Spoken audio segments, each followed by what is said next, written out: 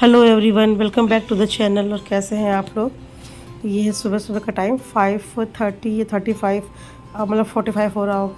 और मैं जा रही हूँ Delhi railway station. Papa mummy आए हैं उनको लेने के लिए।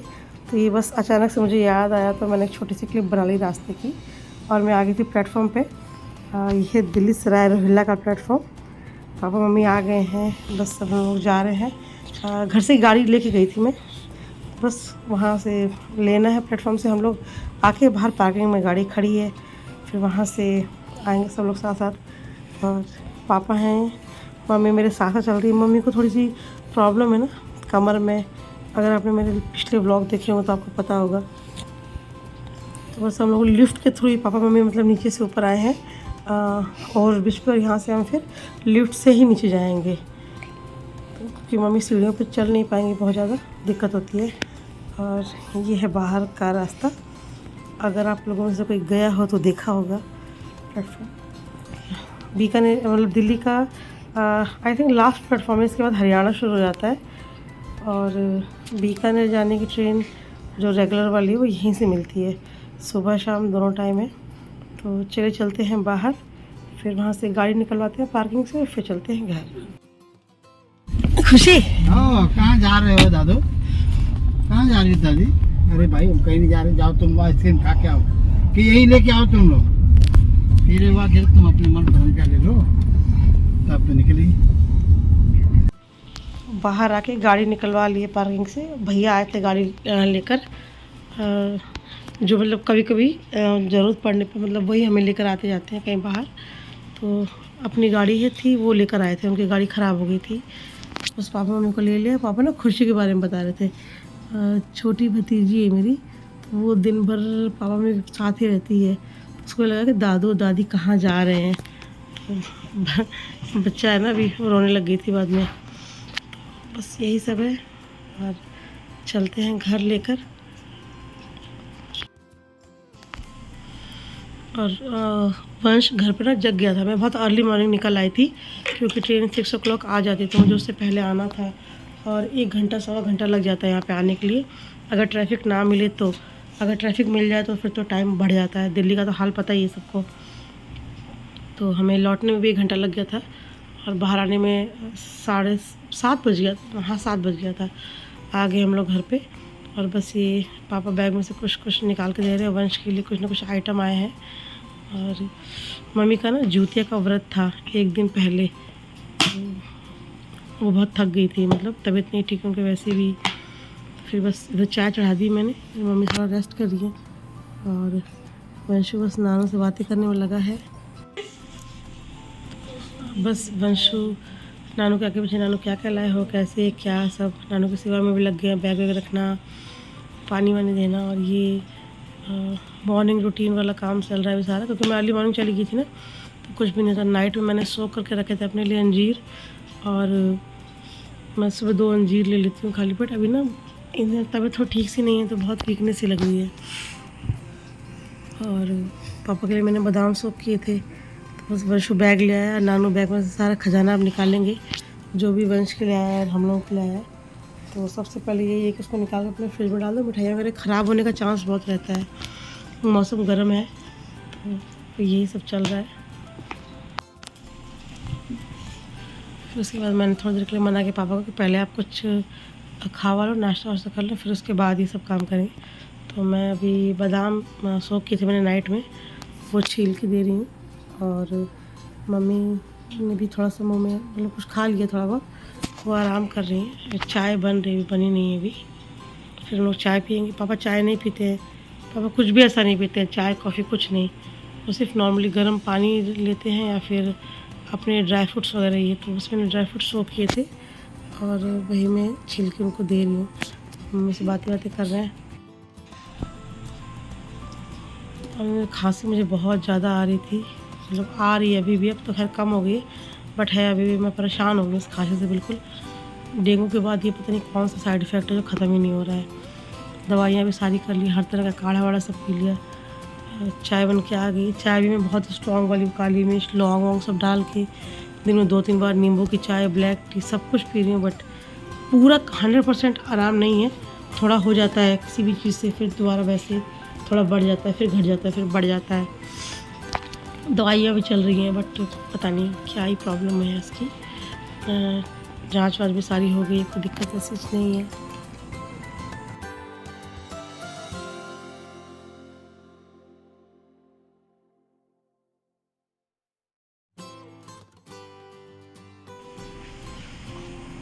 और ये सब चाय पीने के बाद फिर हम लोग फ्री हो गए। फिर खोला नानू का पिटारा, इसमें वंश की फरमाइश, उनकी डिमांड का सामान, और हम सब के लिए भी है, सबकी पसंद की मिठाइयाँ, जिसको जो पसंद है वो। तो ये 2 पैकेट वाली मिठाइयाँ थी, फिर ये बिस्किट्स थे हमारे यहाँ ना, बेकरी के बिस्किट बनते हैं वहाँ पे, और तो वो मुझे बहुत पसंद है। और ये खुशी का फ़्रॉक है, मैंने मंगवाया है मतलब नाप देने के लिए, मुझे उसके लिए फ़्रॉक वगैरह कुछ ड्रेसेस बनवानी है मुझे, उसके लिए बन जाएंगे तो मैं शेयर करूँगी आपके साथ। और देखिए पैकेट में, मतलब ओपन पैकेट में भुजिया है। आपको लग रहा होगा ऐसा कैसे, हमारे यहाँ ना मतलब घर घर में भुजिया बनती है। तो जो पैकिंग वाली भुजिया होती है ना, वो पुरानी है कैसी है, मतलब उसका टेस्ट अच्छा नहीं लगता। तो जहाँ बनती है वहाँ से बिल्कुल हम जाके बिल्कुल ताज़ी ऐसी ले के पॉलिथीन में पैक करा के ले आते हैं। तो पापा वैसे हर बार पैकेट वाली भेजते थे, बस मैंने स्पेशली बोला था कि पैकेट वाली मत भेजना, मुझे पैकेट वाली नहीं चाहिए, आप मुझे मतलब यही वाली भुजिया देना जो खुली लेके और पन्नी में पैक करा लेना, मैं उसको रख लूँगी, स्टोर कर लूँगी। तो पापा इस बार वही लेकर आया। पापा कह रहे देखो तो यही चाहिए थी, तो मैं कहा नहीं मुझे यही चाहिए, मुझे पैकिंग नहीं चाहिए, पैकिंग वाली भुजिया मुझे पसंद नहीं आती है। वो एक्चुअली बाहर जाने के लिए ज़्यादातर पैक होती है ना, उसके टेस्ट में डिफरेंस होता है। और फिर उसके बाद संडे था तो मुझे हेयर वॉश करना था, मैं जा रही थी, फिर मेरे को ऑयलिंग करने का ध्यान आया, तो मम्मा मेरे सिर में तेल लगा रही हैं। मैं रहूँ जब भी यहाँ रहूँ, चाहे वो यहाँ रहे या मैं वहाँ जाऊँ, ये काम मम्मी का ही होता है। वो पूरे सिर में बहुत अच्छी ऑयलिंग करती है, मज़ा आ जाता है बिल्कुल। यही सब चल रहा है। और मैं उधर पापा मम्मी को लेने गई थी सुबह, मेरे जाने के थोड़ी देर बाद ही वंश उठ गया था। अब उसको ये था कि मम्मा मुझे लेके नहीं गई, तो उसने पीछे सारा काम कर दिया आज, मतलब वो अकेले थे दोनों भाई बहन। उसने बिस्तर सही कर दिया, वो नहा लिया अपने आप, और मतलब उसने पूजा कर दी। हम लोग बार बार फ़ोन किया, मम्मा चाय चढ़ा दूँ, मम्मा दीदी को बोलूँ चाय रखने के लिए, आप लोग कितनी देर में आओगे, कितनी देर में आओगे। मतलब बच्चे तो रिस्पॉन्सिबल हो जाते हैं कि हम समझ ही नहीं पाते कब इतने बड़े हो गए। तो वो सब हो गया मेरा काम, हम सब चाय वाय बन गई। फिर मैंने नाश्ता भी बना लिया था, हमने नाश्ता भी कर लिया, वो सब मैंने शूट नहीं किया। और अब मैं ये फटाफट जो पापा लाए ना भुजिया, ये मैं डिब्बों में रख रही हूँ, क्योंकि इसमें हवा लग जाएगी तो ये सील जाएगी। ये 3 तरह की है, ये है बीच वाली, इसको बोलते हैं 1 नंबर, और एक ये बारीक वाली है, ये है मोटी वाली, सबसे मोटी, बहुत जगह इसको गांठिया बोला जाता है, हमारे यहाँ उसको मोटी भुजिया बोलते हैं सिंपली हम लोग। और इसके अलावा एक आई थी बिल्कुल बारीक, जो रेगुलर बिकती है हल्दीराम की बीकानेर भुजिया के नाम से, वो वाली बिल्कुल बारीक वाली उधर वाली है। और ये जो बीच वाली भुजिया और ये जो मोटी वाली ना, ये मोस्टली मतलब हमारे वहाँ पे लोकल एरिया में ज़्यादा प्रचलित है। इसकी तो सब्ज़ी भी बनती है, जो मोटी मोटी सी भुजिया दिखती है, इसकी बहुत टेस्टी सब्ज़ी बनती है। और हाँ, ये इंदौरी सेव जैसी नहीं है, आप इसको उससे कंपेयर नहीं कर सकते, बिल्कुल भी टोटल डिफरेंट चीज़ है ये। अगर आपका कभी जाना हो बीकानेर साइड में, तो आप वहाँ से लोकल मार्केट में मतलब जाकर लेकर देखिएगा, मांगिएगा मोटी भुजिया, तो आपको पता लगेगा कि ये बिल्कुल अलग है उससे। ये देखिए जहाँ से बन के आई ना, वहाँ से पापा तुरंत ले आए थे पैक करवा के। फिर ये गुच्छे गुच्छे से बने हुए, चिपकी हुई आपस में, ऐसे मिल जाएंगे आपको। तो वही होता है कि मतलब जो फ्रेशली चीज़ बन रही है तुरंत, उसमें और जो बन के रखी हुई उसमें फ़र्क तो हो ही जाता है टेस्ट में। और मुझसे टेस्ट में कॉम्प्रोमाइज़ नहीं होता, तो मैंने तो यही मंगवाई थी। मुझे पैकिंग नहीं चाहिए, मुझे क्वालिटी से मतलब है, क्वालिटी अच्छी होनी चाहिए बस। वो सब पैक करने के बाद पिछली बार मैंने आपको दिखाया था, सन्नी आया था तो वो पैकिंग वाला रसगुल्ले लेकर आया था। वो मतलब एक तरह टब में पैक थे, छोटे वाले टब जो होते हैं, वही टब खाली हो गए। मैं इनको भी उसी में रखूँगी। पापा ना रसगुल्ले सीधे फैक्ट्री से लेकर आए हैं, मतलब जहाँ बनते हैं ना वहाँ से। तो वहाँ पे बिल्कुल ऐसे गरम गरम ही होते हैं, तो फटाफट मतलब देख के और इसमें मतलब पैक करवा ली उन्होंने 1-1 किलो के 2 पैकिंग। वैसे मैंने मना किया था, बट ये आ गया। तो ये सबसे इसका ना रसगुल्ले का प्लस पॉइंट ये होता है, आप इसे ताज़े बने रसगुल्ले जो हम लेकर आते हैं, आप इसे फ्रिज में 1 या 1.5 महीने तक रख सकते हैं, ये ख़राब नहीं होते। सन्नी रक्षाबंधन पर लेकर आया था, और अभी देखिए करीबन 1 महीना से ऊपर हो गया, 1 महीना होने वाला है। और ये लास्ट रसगुल्ला हमने खाया है मम्मी के आने के बाद, वो अब तक चल रहा था, और ये भी चलेगा ऐसे बहुत लंबे टाइम तक। 1-1, 2-2 सब खाते हैं। ये देखिए जो टब मैं यूज़ कर रही हूँ ना रखने के लिए, ये वही पैकिंग है जो सन्नी लेकर आया था रक्षाबंधन पे, ये इसी में यूज़ हो जाएगी। और तो मतलब कोई इसका भी यूज़ था नहीं, मैंने धोया था, फिर मम्मा ने बोला कि इसी में डाल दो, इसी में पड़ा रहेगा, ठीक भी है, मैंने डाल दिया। ये देखिए बिल्कुल ताज़े रसगुल्ले हैं, ये कल ही बने होंगे और कल ही पापा ले आए हैं फैक्ट्री से इसको पैक करा के। तो इसकी ना शेल्फ़ लाइफ बहुत ज़्यादा होती है। जो आप पैकिंग में बाहर से लेते हैं, दुकान से लेते हैं, पता नहीं कब का बना होता है, कितना पुराना होता है, बट ये आपको पता है कि कल ही बना है और कल से आप इसकी शेल्फ़ लाइफ काउंट कर लीजिए। 2 महीना तो दुकानदार कह के देते हैं हमारे यहाँ, उसके आगे फ्रिज में रख के, बाहर नहीं, बाहर से ख़राब हो जाएगा तुरंत ही, दूसरे तीसरे दिन ख़राब हो जाएगा। बाकी उसके अलावा आप सोच सकिए अगर आप अच्छे से मतलब यूज़ करेंगे कितना टाइम, सर्दी में तो बहुत टाइम रह जाता है। और ये पैक हो गया, ये मेरा जो पिटारा आया था मिठाई और भुजिया नमकीन का, ये सब मेरा हो गया फाइनल। और 2 डिब्बों में और मिठाई थी, एक में थी मोती पाक और एक में थी येलो कलर की स्लाइड वाली होती है, हम लोग उसको स्लाइड वाली मिठाई बोलते हैं। वो मैंने दिखाया नहीं, मैं आपको किसी और ब्लॉग में दिखा दूँगा, भूल गई थी इसमें दिखाना आपको। और एक रसगुल्ले का भोग लड्डू गोपाल को लगा दिया था पहले, उसके बाद फिर ये मैं खा रही थी। और ये ना मैंने एक मीशो से साड़ी मंगवाई थी, स्काई ब्लू कलर की है, हल्की सी थी, दिखने में अच्छी लग रही थी, हल्का सा लहरिया का टच था। तो मैंने कहा मतलब देखते हैं, कलर मुझे अच्छा लगा तो साड़ी भी ठीक मंगवाई, तो आई बहुत अच्छी है। मतलब 474 की थी, under 500, but quality wise look wise sari बहुत प्यारी थी, बहुत प्रिटी भी है। मैंने ब्लाउज़ दिया सिलने के लिए, रेडी हो जाएगी तो आप लोगों को पहन के दिखाऊंगी। ये है साड़ी का पल्लू, बंदेज में है, और इसके साइड में ना ये लाइनिंग सा बॉर्डर है, मतलब इसमें बना हुआ है, अलग से नहीं लगा है, बड़ा प्यारा सा बॉर्डर है, हल्का सा। ये ब्लाउज़ है, बट मैं मोस्टली साड़ी में ना ब्लाउज़ कट नहीं करवाती हूँ, मुझे ना लंबी साड़ी चाहिए होती है, इसमें प्लीट्स खूब सारी पड़े, तो मैंने सब ब्लाउज़ नहीं कटाया, मैंने इसका अलग ब्लाउज़ बनवाया है, बन के आ गया तो मैं पहन के दिखाऊंगी। और ये है नेक्स्ट डे का क्लिप, सुबह सुबह वंश का नेहा का टिफ़िन पैक हो रहा है। कद्दू की खट्टी मीठी सब्ज़ी बनाई है मैंने, पूड़ियाँ बनाई हैं, सबसे सिंपल और टेस्टी लंच है बच्चों के लिए। और साथ में ये एक मिठाई मोती पाक वाली जाएगी। तो ये हो गया हमारा टिफ़िन पैक।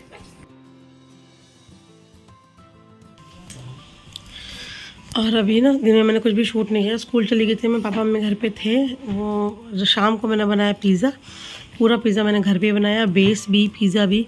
मैं रेसिपी शेयर करना मतलब बेस की भूल गई आपके साथ, नेक्स्ट टाइम कभी कर दूँगी। तो देखिए पहले बेस का डो लगाया था, फिर उसके बाद ये घर पे पहले बेस बना के सेक के रख लिए थे, और अब टॉपिंग कर रहा है वंशु इसकी, उसको बड़ा शौक़ है करने का। 1-2 मैंने किए, फिर वो आ गया बच्चा, तो वो जैसे जैसे मुझे देखा है उसने ना, वो तो वैसे वैसे करेगा फटाफट। सबसे पहले उसने इसकी चीज़ की टॉपिंग्स लगाई है, सबसे पहले उसने सॉस लगाया, फिर चीज़ की टॉपिंग मतलब चीज़ स्प्रेड किया, फिर ऑरिगेनो डाला, और फिर उसमें सारी सब्जियां लगा दी, जैसे जैसे उसने मेरे को देखा है वैसे उसे वो कर रहा है। अच्छा बनाया था उसने, और उसने सॉस थोड़ा ज़्यादा लगा दिया था, क्योंकि उसे सॉस बहुत पसंद है। पर्सनली जितना सॉस का दीवाना वो हमारे घर में कोई नहीं है। और वेजिटेबल्स में भी उसको शिमला मिर्च पसंद नहीं है, प्याज बहुत पसंद है, पनीर बहुत पसंद है, उसने प्याज और पनीर भर भर के डाला था उसमें। फिर चलिए इसको बेक करते हैं, मतलब घर में कैसे बेक करना है, ऐसे बिल्कुल सिंपल तरीका है, कोई रॉकेट साइंस नहीं है। आपको 2 तवे लेने हैं, अगर आपके घर में अवेलेबल हो इजीली, तो एक भारी एक हल्का लोहे का तवा भारी वाला लीजिए, उसको नीचे रखिए। और देखिए ये मेरा पिज़्ज़ा बेक हो रहा है इस पर, ये देखिए ऊपर हल्का तवा है, ये नॉन स्टिक है, इसके नीचे मैंने भारी तवा रखा है, लोहे वाला है। और गैस को बिल्कुल लो रखना है, पहले गैस को तेज़ कर दीजिए ताकि हीट हो जाए, फिर लो। वैसे कैसा बना है? अब खाने दो, खाओ। ये देखो ये देखो, हाँ कितने गरम है, आराम से खाना, मुझे जाए नहीं उठाओ। सब लोग बताओ टेस्ट करके क्या ऊपर नीचे है, फिर उस हिसाब से चेंज किया जाएगा ना। वंश ने सॉस जार डाला, ये वंश वाला है, सारे वंश वाले। ये देखो नेहा को डोमिनोज वाला फील आ रही है, ला दो ये देखो इसे कहते हैं लुटेरा। प्याज ज्यादा है, देखिए ये असली क्रिटिक है, सारी कमियां बताएंगे। हाँ बताओ मम्मी क्या क्या है। और खट्टा ज्यादा है, हाँ बाकी सब सही है। सब वंश पे जाएगा, वंश ने टॉपिंग्स लगाई हैं, वंश ने सॉस लगाया है। फर्स्ट मुझे प्याज तुमने लगाई है बेटा, अब मैं अपना लेकर आती हूँ जो मैं बना रही हूँ। तो इसमें थोड़ा टाइम लगता है।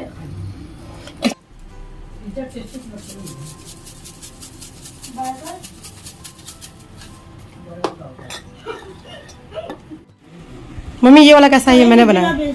ये खट्टा है, प्याज सही है इसमें। इसका मेरा रिव्यू फर्स्ट क्लास।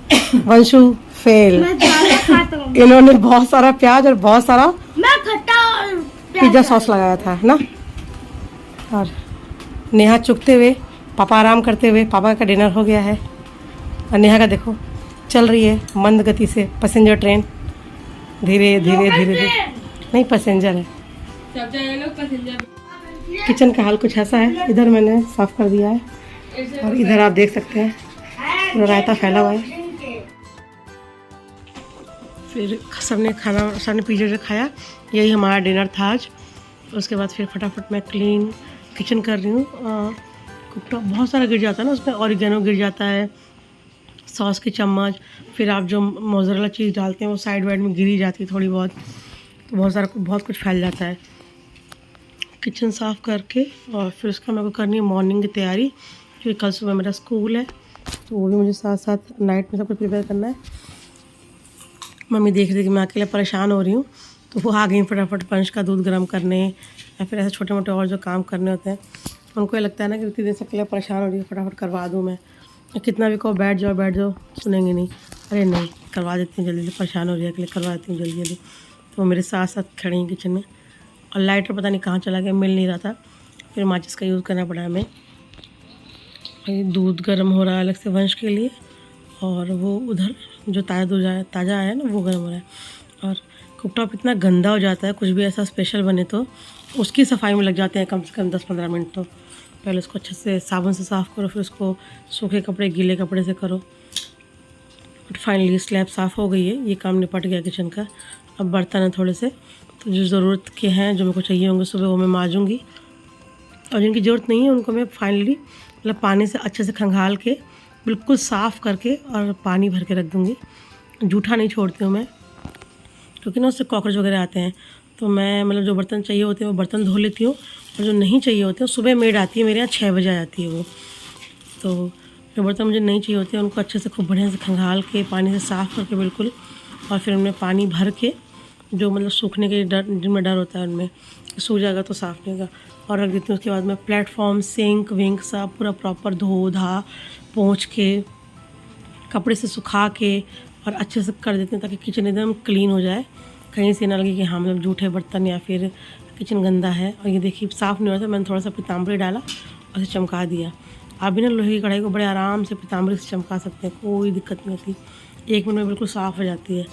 बस ये लास्ट काम है मेरे को, प्लेटफॉर्म क्लीन करना। और मैंने कचरे वाली पन्नी भी हटा दी, सुबह नहीं लगेगी। अब दोनों कढ़ाइयाँ साफ़ कर लेती हूँ, क्योंकि सुबह इन कढ़ाइयों का काम लगता है।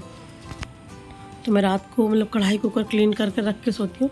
कढ़ाई कुकर कलची वलची सभी सब सुबह चाहिए होती है मुझे, और सुबह फिर इतना टाइम नहीं होता कि चलें फिर से अलग से बर्तन वर्तन साफ़ करें। और अगर आपके घर में भी मेड लगी हुई है ना, और आपको लगता है कि मतलब बर्तनों का आप कैसे क्या करें कि रात को छोड़ें तो कॉकरोच का डर, तो आप ऐसे कर सकते हैं। बर्तन बिल्कुल साफ़ पानी से खंगाल के निकाल के साइड रख दीजिए, पानी भर के या सूखा जैसे भी आपको कंफर्टेबल लगे, और सिंक विंक बिल्कुल क्लीन करके एकदम सोइए, कहीं से कॉकरोच नहीं आएंगे। मेरा घर बने हुए 6 साल हो गया मेरे नए घर में, लेकिन कॉकरोच आज तक नहीं आए हैं। और आज वंश का नंबर है नानू के पास। इंग्लिश मीडियम के बच्चे को हिंदी और संस्कृत के लेक्चरार पढ़ा रहे हैं, तो आज वंशु की क्लास लग रही है। ऐसे नहीं ऐसे, मेरी बात तो जल्दी बच्चे जल्दी सुनता नहीं है, सुनता है बट नानू की बात ज़्यादा अच्छे से सुनेगा ना। तो आज के ब्लॉग में सिर्फ इतना ही। अगर कुछ भी अच्छा लगा हो तो लाइक कीजिए, शेयर कीजिए, सब्सक्राइब कीजिए, और ऐसे और वीडियो देखने के लिए बने रहिए मेरे साथ। Thanks for watching.